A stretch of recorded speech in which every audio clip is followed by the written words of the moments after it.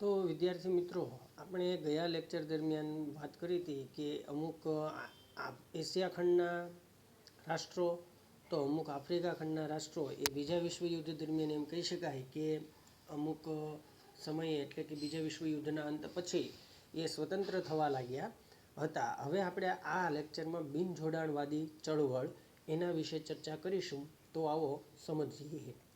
વિશ્વની બે મહાસત્તાઓમાં વિશ્વ વહેંચાઈ ગયું. બે વિરોધી મહાસત્તાઓ અને લશ્કરી જૂથો એટલે કે અમેરિકા અને રશિયા સાથે કેટલાક રાષ્ટ્રો જોડાયા અને કેટલાક રાષ્ટ્રો ન જોડાયા. એટલે કે વિશ્વમાં કોઈ પણ સત્તા જૂથ કે લશ્કરી જૂથમાં નહીં જોડાયેલ રાષ્ટ્રો બિનજોડાયેલા અને તેમણે અપનાવેલી વિદેશ નીતિ બિનજોડાણવાદી નીતિ તરીકે ઓળખાય છે. પહેલી જ વાત કે વિશ્વ બે મહાસત્તાઓ વચ્ચે વહેંચાઈ ગયું હતું. વિશ્વની અંદર જ્યારે દ્વિતીય વિશ્વયુદ્ધનો અંત થયો એ પછી એટલે કે 1945માં જ અમેરિકાએ અણુબોમ્બમાં સર્વોપરિતા સાબિત કરી હતી, જ્યારે ઈસવીસન 1949માં રશિયાએ અણુબોમ્બમાં સર્વોપરિતા સાબિત કરી. હવે આ બે રાષ્ટ્રો વચ્ચે વિખવાદ, મતભેદ અને મનભેદ ઘણા બધા પ્રશ્નો હતા. બંને વચ્ચે યુદ્ધ થતું રહી ગયું અને વિશ્વના જુદા જુદા રાષ્ટ્રો એવા કે પોતાના સ્વાર્થને પોષવા માટે આ બંને રાષ્ટ્રોની સાથે પોતપોતાને જે અનુકૂળ આવે એ રાષ્ટ્રની અંદર સમાવેશ કરવા લાગ્યા. પણ એમાં એવા પણ રાષ્ટ્રો હતા કે જે રાષ્ટ્રો કોઈ પણ સત્તા જૂથમાં જોડાયેલા ન હતા, જેને બિનજોડાણવાદની નીતિ તરીકે ઓળખાય છે. વિશ્વની બે મહાસત્તાઓની કોઈ એક વિચારસરણીમાં જોડાયા વિના તટસ્થ રાષ્ટ્રો એકબીજાના સહકારથી પરંતુ પોતાના આગવા અસ્તિત્વ સાથે સર્વાંગી વિકાસ કરવા ઈચ્છતા હતા. આ સમયે ભારતના વડાપ્રધાન જવાહરલાલ નહેરુ, ઇન્ડોનેશિયાના રાષ્ટ્રપતિ સુકર્ણો, ઇજિપ્તના રાષ્ટ્રપતિ કર્નલ નાસર અને યુગોસ્લાવિયાના રાષ્ટ્રપતિ માર્શલ ટીટોનું બિનજોડાણવાદની નીતિને પ્રબળ સમર્થન પ્રાપ્ત થયું. એટલે કે અહીંયા બિનજોડાણવાદી નીતિમાં કયા કયા રાષ્ટ્રોના નેતાઓ માનતા હતા? તો સર્વપ્રથમ એમાં ભારતના વડાપ્રધાન એ સમયે હતા જવાહરલાલ નહેરુ હતા, ઇન્ડોનેશિયાના રાષ્ટ્રપતિ સુકર્ણો, ઇજિપ્તના રાષ્ટ્રપતિ કર્નલ નાસર અને યુગોસ્લાવિયાના રાષ્ટ્રપતિ માર્શલ ટીટોનું બિનજોડાણવાદીની નીતિને પ્રબળ સમર્થન પ્રાપ્ત થયું. એટલે કે ઇન્ડોનેશિયા, ઇજિપ્ત, યુગોસ્લાવિયા અને ભારત, આ એમ ગણી શકાય કે 3-4 એવા રાષ્ટ્રો હતા કે જે બિનજોડાણવાદની નીતિને સમર્થન આપતા હતા. વિચાર વિમર્શને અંતે ઇન્ડોનેશિયાના બાન્ડુંગ ખાતે તટસ્થ રાષ્ટ્રોની એક પરિષદ યોજાઈ. જ્યાં ઇન્ડોનેશિયાની અંદર બાન્ડુંગ ખાતે ક્યારે? તો કે ઈસવીસન 1955માં. આ પરિષદમાં એશિયાના 23 અને આફ્રિકાના 6 દેશોના પ્રતિનિધિઓએ હાજરી આપી હતી. એટલે કુલ 29 રાષ્ટ્રોના પ્રતિનિધિઓ ત્યાં હાજર રહ્યા હતા. પરિષદે વિશ્વના ગરીબ દેશોની વચ્ચે સાંસ્કૃતિક અને આર્થિક સહકાર વધારવાનું તથા સામ્રાજ્યવાદનો વિરોધ કરવાનું ધ્યેય જાહેર કર્યું. આ પરિષદમાં કેવા નિર્ણય લેવાનો, કેવા નિર્ણયો પર ચર્ચા થઈ અને કેવા મુદ્દા વિશે? તો કે પહેલું કે વિશ્વના ગરીબ દેશોની વચ્ચે સાંસ્કૃતિક અને આર્થિક સહકાર વધારવાનો. એટલે જે દેશો આર્થિક રીતે પછાત છે, એટલે કે જેની આવકનું માધ્યમ બહુ ખાસ નથી અથવા તો જે દેશ ગરીબ છે એ દેશોને આર્થિક રીતે મદદરૂપ થવાનું અને એ દેશોની અંદર સાંસ્કૃતિક વિકાસ કરવાનો ધ્યેય રાખવામાં આવ્યું હતું. આ પરિષદમાં તટસ્થ દેશોના સંગઠન માટેનું માળખું અને ભવિષ્યની કામગીરી નક્કી થઈ. ઈસવીસન 1961માં બેલગ્રેડ ખાતે યોજાયેલ પરિષદમાં વિધિસર રીતે બિનજોડાણવાદી આંદોલન નેમ એટલે કે નોન અલાઇનમેન્ટ મૂવમેન્ટ સંસ્થાની સ્થાપના થઈ. પ્રથમ વડાપ્રધાન પંડિત જવાહરલાલ નહેરુના નેતૃત્વ હેઠળ ભારતે બિનજોડાણવાદની વિદેશ નીતિ અપનાવી બિનજોડાણવાદી ચળવળને મૂલ્યવાન નેતૃત્વ પૂરું પાડ્યું. એટલે કે એ સમયે ભારતના તત્કાલીન વડાપ્રધાન જવાહરલાલ નહેરુ હતા અને એમના નેતૃત્વ હેઠળ ભારતને એમ કહી શકાય કે બિનજોડાણવાદી વિદેશી નીતિનું એમણે નેતૃત્વ પૂરું પાડ્યું. નહેરુ માનતા હતા કે કોઈ પણ સત્તા જૂથ કે લશ્કરી જૂથમાં જોડાવાના બદલે તટસ્થ રહેવાથી રાષ્ટ્રીય હિતોનું વધારે સારી રીતે રક્ષણ થઈ શકશે.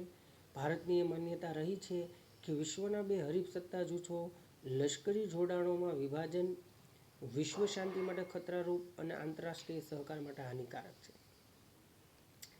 જવાહરલાલ નહેરુ એવી માન્યતા હતી કે વિશ્વના જો બે આ હરીફ સત્તા જૂથો છે એમાં લશ્કરી જોડાણોમાં વિભાજન અને વિશ્વ શાંતિ માટે એ ખતરારૂપ છે અને આંતરરાષ્ટ્રીય સલામતી કે સહકાર માટે પણ એ હાનિકારક છે. તો આજે વિશ્વના સૌથી વધુ દેશો બિન જોડાણવાદી જૂથના સભ્યો છે. આજે કોઈ એમ નથી માનતું કે ભાઈ આ બે દેશો વચ્ચે એમ કહી શકાય કે જે યુદ્ધ જેવી પરિસ્થિતિ ચાલી છે તો પોતાના અંગત હેતુને સાધવા માટે એ કોઈ પણ દેશની અંદર એનું નેતૃત્વ સ્વીકારી લે. આજે દુનિયાના મોટાભાગના દેશો એવા છે કે જે બિન જોડાણવાદી નીતિમાં માને છે. કુઆલાલંપુર ખાતે 13મું શિખર સંમેલન યોજાઈ ગયું, જેમાં 2003ની આ વાત છે. છેલ્લા 4 દાયકામાં વિશ્વ સ્તરે અનેક ઘટનાઓ બની છે. 4 દાયકા એટલે અંદાજે 40 વર્ષનો સમયગાળો.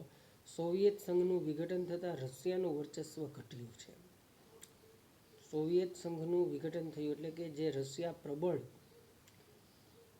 એમ કહી શકાય કે મહાસત્તા પૈકીનું એક એવું મહાસત્તા હતું કે જેની શક્તિ અમેરિકાને પડકારવાની પણ હતી. એ સોવિયત સંઘનું વિઘટન થતાં એનું વર્ચસ્વ ઘટ્યું. અમેરિકા એકમાત્ર મહાસત્તા તરીકે મજબૂત બની રહ્યું છે. અલબત્ત એમ કહી શકાય કે વિશ્વના દેશોની સામ્રાજ્યવાદી નીતિ ઓસરતી ગઈ છે અને આ સંજોગોમાં બિન જોડાણવાદી જૂથનો પ્રભાવ વધતો રહ્યો છે. તટસ્થ રાષ્ટ્રો બિન જોડાણવાદનો નવો અભિગમ અપનાવી વિશ્વના રાજકારણમાં યોગ્ય પ્રદાન આપવા સફળ રહ્યા છે. વિશ્વમાં સર્વત્ર શાંતિ જળવાઈ રહે, યુદ્ધકીય ઘટનાઓ ન બને, માનવ સમાજ અને રાષ્ટ્રની ભાવના જળવાય તથા મહાસત્તા નિશસ્ત્રીકરણ અપનાવવું વલણ કેળવે તે માટેનો નૈતિક પ્રભાવ જમાવવામાં બિન જોડાણવાદને સફળતા મળી છે. અહીંયા બિન જોડાણવાદની નીતિનો સારાંશ આપણે કાઢીએ વિદ્યાર્થી મિત્રો. તો સૌ પ્રથમ આપણે પહેલાં સમજી લઈએ કે બે મહાસત્તાઓ રશિયા અને અમેરિકા વચ્ચે જે પરિસ્થિતિ જે તે સમયે સર્જન થવા પામી એમાં વિશ્વના ઘણા બધા દેશો વહેંચાઈ ગયા. એટલે એમ જ કહી શકાય કે વિશ્વ બે મહાસત્તા જૂથો વચ્ચે વહેંચાઈ ગયું હતું.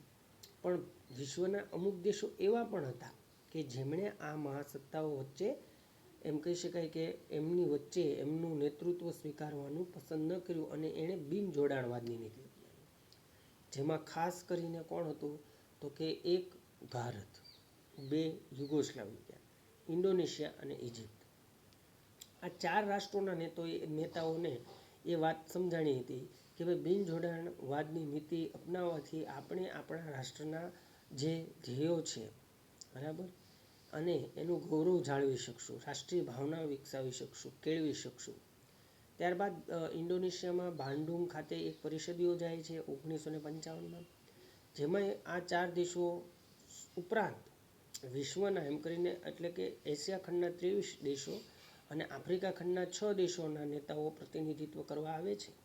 અને એમાં એવો નિર્ણય લેવામાં આવે છે કે ભાઈ વિશ્વની અંદર જે દેશો આર્થિક રીતે પછાત છે એટલે કે ગરીબ છે તો એવા દેશોને આર્થિક રીતે મદદરૂપ થઈ એમને વિકાસશીલ બનાવવા, સાંસ્કૃતિક વિકાસ એમનો કેળવવો અથવા તો સાંસ્કૃતિક વિકાસ એ દેશમાં વધારવો, આવા બધા મુદ્દાઓ ઉપર ચર્ચા થઈ. અને છેલ્લે આ મુદ્દાનો સાર એવો નીકળે છે કે બિન જોડાણવાદની નીતિથી જે દેશોએ બિન જોડાણવાદની નીતિ અપનાવી એ દેશોએ પોતાના દેશનો આર્થિક વિકાસ, સામાજિક વિકાસ અને રાષ્ટ્રીય ભાવના જેવા મુદ્દાઓ પરિપૂર્ણ કરવામાં મહત્ત્વનું પ્રદાન કરેલું છે. અને રશિયાનું છેલ્લે એમ કહી શકાય છે કે ઈસવીસન 1991માં વિઘટન થતાં સોવિયત રશિયા જે છે એનું પ્રભુત્વ વિશ્વ પરથી ઘટી જાય છે અને એક મહાસત્તા તરીકે અમેરિકા ટકી રહે છે. પણ બિન જોડાણવાદની નીતિ અપનાવેલા દેશો પણ એના નિર્ણયોમાં સાચા ઠરે છે અને આજે દરેક દેશ વિશ્વમાં શાંતિ રહે, વિશ્વની અંદર આંતરરાષ્ટ્રીય વિશ્વમાં શાંતિ અને સલામતી અને સહકારથી દરેક દેશ એકબીજા સાથે કાર્યરત છે. તો હવે આપણે જોઈએ જર્મનીના ભાગલા અને એકીકરણ. પ્રથમ અને દ્વિતીય વિશ્વયુદ્ધ જેના થકી શરૂ થયેલ મનાય છે તે જર્મનીનો દ્વિતીય વિશ્વયુદ્ધમાં પણ ધ્વંસ થયો. આથી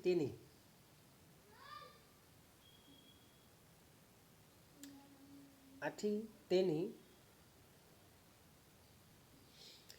આર્થિક, સામાજિક અને રાજકીય કરોડરજ્જુ તૂટી પડી. આપણે માનીએ છીએ કે પ્રથમ વિશ્વયુદ્ધનો પણ જર્મનીને જવાબદાર ઠેરવવામાં આવે છે અને વર્સેલ્સ ખાતે સંધિ પણ થાય છે અને એ સંધિ અન્યાયી હોય છે. અને દ્વિતીય વિશ્વયુદ્ધમાં પણ જર્મનીને ખાસ કાંઈ ફાયદો ન થતાં એનો ધ્વંસ થાય છે અને ત્રણેય ક્ષેત્રો આર્થિક, સામાજિક અને રાજકીય ક્ષેત્રે એની કરોડરજ્જુ તૂટી જાય છે. જર્મનીને પુનઃ બેઠું કરી શકે તેવો નેતા ન હતો. યુદ્ધ પૂરું થતાં વિજેતા રાજ્યોએ જર્મનીને 4 વહીવટી વિભાગમાં વહેંચી નાખ્યું. હવે જ્યારે યુદ્ધ પૂરું થાય છે ત્યારે જર્મનીનું વિભાજન 4 ભાગમાં થાય છે. તેની વ્યવસ્થા આ પ્રમાણે કરવામાં આવી. સોવિયત યુનિયનની લાલ સેના એટલે કે રેડ આર્મી એ પૂર્વ ભાગ પર લશ્કરી કબજો જમાવ્યો હતો. એટલે રશિયાએ પૂર્વ ભાગ તરફ, જેથી પૂર્વ જર્મનીનો વહીવટ સોવિયત યુનિયનના સોંપવામાં આવ્યો. જર્મનીના નૈઋત્ય ભાગનો વહીવટ અમેરિકાને, ફ્રાન્સની નજીક આવેલા પ્રદેશોનો વહીવટ ફ્રાન્સને, બેલ્જિયમને અડીને આવેલા જર્મન વિસ્તારનો વહીવટ બ્રિટનને સોંપવામાં આવ્યો હતો. જર્મનીની રાજધાની બર્લિન પણ રશિયા અને સંકલન સમિતિ વચ્ચે વિભાજન કરવામાં આવી હતી. એટલે કે અહીંયા ઇંગ્લેન્ડ છે, અમેરિકા છે, રશિયા છે, આ 3-4 એવા રાષ્ટ્રો હતા કે અને ફ્રાન્સ, એમને જર્મનીનું વિભાજન 4 ભાગમાં કરી નાખ્યું. તેમની વચ્ચે વહીવટી એકતા માટે સંકલન સમિતિની રચના પણ કરવામાં આવી હતી. આ રીતે જર્મની પર 4 દેશોનો વહીવટ સ્થાપવામાં આવ્યો. સત્તા જૂથો વચ્ચે અવિશ્વાસનું વાતાવરણ ઊભું થતાં પૂર્વ જર્મની ઉપરથી પોતાની સત્તા ચાલી જશે તેવો સોવિયત યુનિયનને ભય લાગ્યો. તેથી પૂર્વ જર્મનીમાં પોતાના કહ્યામાં રહે તેવી પૂતળા સરકાર સ્થાપી. પૂતળો, અહીંયા સ્પષ્ટ વિશેષણ આપવામાં આવ્યું છે પૂતળા સરકાર, કે એક પ્રકારની ધાક જમાવવા માટે અને જર્મન પ્રજાને ડરાવવા માટે સોવિયત યુનિયને એ સમયે આવા પગલાં લીધા હતા. તો બીજી તરફ શું થાય છે કે અમેરિકા, ફ્રાન્સ અને બ્રિટને પોતાના વહીવટ હેઠળના પશ્ચિમ જર્મનીના પ્રદેશનું એકીકરણ કરી federal Republic of East Germany તરીકે નિર્માણ કર્યું. પશ્ચિમ જર્મનીના 3 વિભાગોનું એકીકરણ કરવામાં આવ્યું તેમ બર્લિનના પણ 3 વિભાગને એક કરવામાં આવ્યો. એટલે પશ્ચિમ જર્મનીના 3 વિભાગનું જ્યારે એકીકરણ થયું એમ બર્લિન એ જર્મનીની રાજધાની છે. આ પ્રક્રિયાના વિરોધ રૂપે સોવિયત યુનિયને બર્લિનને નાકાબંધી જાહેર કરી. હવે શું થાય છે કે એક તો જે પૂર્વ જર્મનીનો ભાગ હતો જે રશિયાના હસ્તક હતો, રશિયાને એવો ભય સતાવતો હતો કે કદાચ આ સત્તા એના હાથમાંથી જતી રહેશે, એટલે એણે પૂર્વ જર્મનીમાં કહ્યામાં રહે એવી પૂતળા સરકાર સ્થાપી. તો અમેરિકા, ફ્રાન્સ અને બ્રિટન પણ એવા ચૂપચાપ બેસે એવા નહોતા. એટલે એણે શું કર્યું કે પોતાના વહીવટ હેઠળના પશ્ચિમ જર્મનીના પ્રદેશનું એકીકરણ કરી federal Republic of East Germany તરીકેનું નિર્માણ કર્યું. પશ્ચિમ જર્મનીના 3 વિભાગનું એકીકરણ કરવામાં આવ્યું, એવી જ રીતે બર્લિનનું પણ એકીકરણ થયું. આ પ્રક્રિયાના વિરોધ રૂપે સોવિયત યુનિયને બર્લિનની નાકાબંધી જાહેર કરી. હવે શું થાય છે, આ 3 રાષ્ટ્રો એક થઈ ગયા અને સોવિયત યુનિયન અલગ પડી ગયો. એટલે કે બર્લિનની નાકાબંધી રશિયા કરે છે એપ્રિલ 48માં. પરિણામે પશ્ચિમી દેશો અને સોવિયત યુનિયન વચ્ચે ભારે તણાવ ઊભો થયો. એટલે કે આ 3 દેશો અને રશિયા વચ્ચે ઊભો થાય તણાવ. આ સમય દરમિયાન પશ્ચિમ બર્લિન અને પૂર્વ બર્લિનને જુદી પાડતી 42 કિમી લાંબી દિવાલ બનાવવામાં આવી. પશ્ચિમ અને પૂર્વ બેયની વચ્ચે એક દિવાલ પાડવામાં આવી. જે પશ્ચિમ ભાગ હતો એ રશિયા તરફ, પૂર્વ ભાગ રશિયા તરફ હતો, પશ્ચિમ ભાગ આ 3 દેશો તરફ હતો. પૂર્વ બર્લિનમાં રહેતા જર્મનો જુલ્મી અને કડકાઈ ભર્યા વાતાવરણમાંથી પશ્ચિમ બર્લિનના મુક્ત અને મોકળાશભર્યા વાતાવરણમાં નાસી જવા ઉતાવળા બન્યા તથા એ વિભાગમાં પોતાના કુટુંબીજનો, સ્નેહીઓ અને મિત્રો પાસે પહોંચી જવાના અસંખ્ય બનાવો બનવા લાગ્યા. હવે એવું થાય છે કે રશિયાએ બળજબરી કરી પૂર્વ ભાગમાં, ત્યારે પશ્ચિમ ભાગમાં જે જર્મનો રહેતા હતા એ આનંદથી, ઉત્સાહથી અને મોકળાશથી રહેતા હતા.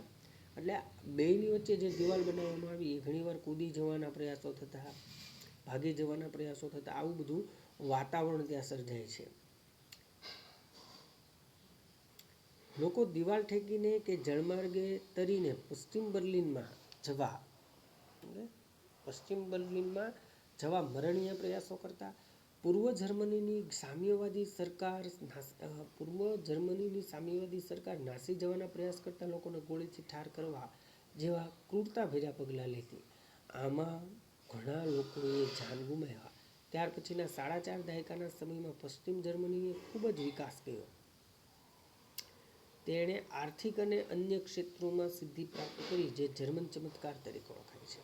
એટલે કે પૂર્વ જર્મન જે વિસ્તાર રશિયા હેઠળ હતો એનો વિકાસ એટલો બધો ન થયો. એના કરતાં જે પહેલા 3 દેશોના હાથમાં જે ભાગ હતો પશ્ચિમ જર્મની, એ ભાગનો વિકાસ ખૂબ જ થયો. 1990 સુધીના સમયમાં આંતરરાષ્ટ્રીય રાજકારણમાં મહત્વના અને દૂરગામી પરિવર્તનો આવ્યા, જેના કારણે ઠંડા યુદ્ધના પ્રવાહો મંદ પડતા ગયા. 1990 સુધીના સમયમાં આંતરરાષ્ટ્રીય રાજકારણમાં મહત્વના અને દૂરગામી પરિવર્તનો આવ્યા, જેના કારણે ઠંડા યુદ્ધના પ્રવાહો જે હતા એ મંદ પડતા ગયા. સામ્યવાદી યુરોપના પૂર્વ દેશો અને પશ્ચિમ યુરોપના લોકશાહી તંત્રો ધરાવતા દેશો વચ્ચેનું અંતર ઘટવા લાગ્યું. તેમની વચ્ચેના અવરોધ સમૂહ લોખંડી આવરણ અદૃશ્ય થવા લાગ્યું. પરિણામે સોવિયત સંઘનું વિઘટન થયું. તેની ચર્ચા પછી કરીશું. પૂર્વ જર્મની અને પશ્ચિમ જર્મની વચ્ચે કડવાશ ઊભી થઈ તેવા કોઈ મુદ્દાઓ રહ્યા જ ન હતા. આથી બંને દેશો વચ્ચે વાટાઘાટો થઈ.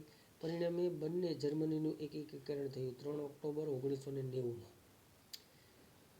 બર્લિનની દિવાલ જે જર્મન પ્રજાના દુઃખ, વિયોગ, સંતાપ અને કરુણા અને ક્રૂરતાભર્યા જોર જુલમના પ્રતીક રૂપે હતી, તેને હર્ષ અને ઉલ્લાસથી લોકોએ તોડી નાખી અને જર્મન લોકોએ દિલથી પોતાનો આનંદ વ્યક્ત કર્યો. સંયુક્ત બનેલા જર્મનીએ 90 પછીના દશકમાં ખૂબ ઝડપી પ્રગતિ સાધી. રાજકીય, આર્થિક, વેપાર, વાણિજ્ય, સામાજિક ક્ષેત્રે પ્રગતિ સાધી. તે યુરોપનું સંપન્ન રાષ્ટ્ર બન્યું છે.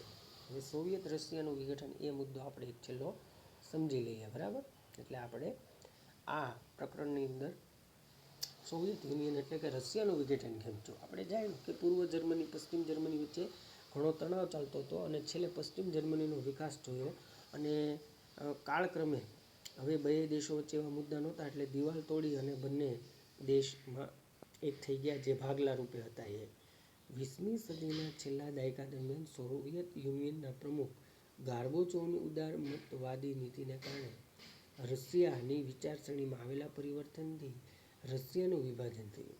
એટલે કે રશિયાનું વિભાજન થવા માટે ગોર્બાચોવની વિચારસરણી જવાબદાર માનવામાં આવે છે. રશિયાનું શાંતિપૂર્ણ વિઘટન એ વિશ્વ રાજકારણની શકવર્તી ઘટના ગણી શકાય. મિખાઇલ ગોર્બાચોવ સામ્યવાદી પક્ષના નવા મહામંત્રી તરીકે સત્તા સ્થાને આવ્યા 11 માર્ચ 1985માં. તે ઉદારમતવાદી વલણ ધરાવતા હતા. રશિયાએ વિજ્ઞાન અને ટેકનોલોજી ક્ષેત્રે ખૂબ જ સારી પ્રગતિ કરેલી. તે અમેરિકા જેવી મહાસત્તાઓ સામે શક્તિ ધરાવતો હતો. ગોર્બાચોવની ખુલ્લાપણું અને આર્થિક સામાજિક સુધારણાની નીતિને કારણે રશિયાએ સમાજવાદી પ્રજાસત્તાક સંઘની સ્વાતંત્ર્યતા મેળવવાની ઉત્કંઠતા જાગી. સોવિયત સંઘના ઘટક રાજ્યો એક પછી એક સ્વતંત્ર બન્યાની ઘોષણા કરવા લાગ્યા. તે માટેની પ્રક્રિયા શરૂ થઈ. ધીરે ધીરે સોવિયત યુનિયનના વહીવટીતંત્ર પર સામ્યવાદી પક્ષ, અમલદારશાહી અને લાલ સેના એટલે રેડ આર્મીની પકડ ઢીલી પડવા લાગી. આમ સોવિયત યુનિયનના વિભાજનની પ્રક્રિયા શરૂ થઈ ઈસવીસન 1990માં અને છેવટે દેશના કુલ 15 રાજ્યોમાંથી 14 રાજ્યો સ્વતંત્ર થતાં વિઘટનની પ્રક્રિયા પૂરી થઈ ડિસેમ્બર 1991માં. તો આમ જોઈએ તો રશિયાની અંદર 15 રાજ્યો આવ્યા હતા. એટલે રશિયા થઈને 15, મુખ્ય રશિયા 14 રાજ્યો હતા. 14 રાજ્યો સ્વતંત્ર થતાં હવે આંતરરાષ્ટ્રીય ક્ષેત્રે એમ કહી શકીએ કે મહાસત્તાઓમાં માત્ર એક જ સત્તા બચી અને એ હતી અમેરિકા. અહીંયા રશિયાનું વિઘટન થતાં રશિયાની શક્તિ અને પોતાની જે મહાસત્તા તરીકેનું પ્રબળ પદ હતું એ જતું રહે. તો આમ વિદ્યાર્થી મિત્રો, આપણે અત્યારે જુદા જુદા મુદ્દાઓની ચર્ચા કરી એ મુદ્દાઓનો તમે સારી રીતે અભ્યાસ કરશો, એનું દૃઢીકરણ કરશો, એ જ અપેક્ષા સાથે હું વિરમું છું. Thank you very much.